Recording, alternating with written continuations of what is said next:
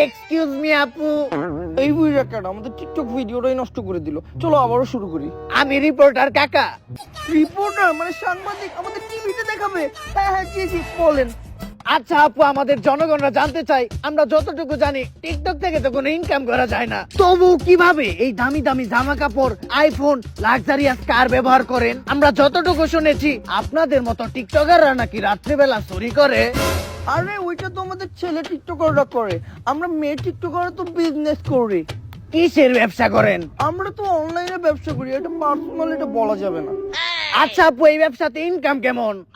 যদি অনলাইনের ইনকাম সম্বন্ধে বলতে হয় না, তারপর আজকে বললেই দেই। অশ্লীল মেয়ে টিকটকারদের ইনকামই এইটা, অডিও কল 500, ভিডিও কল 1000। আর এটা আমাদের ভিজিটিং কার্ড।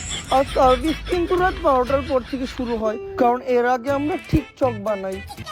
আচ্ছা আপু, আরেকটা প্রশ্ন ছিল, এটা পুরো দেশের মানুষই জানতে চাই,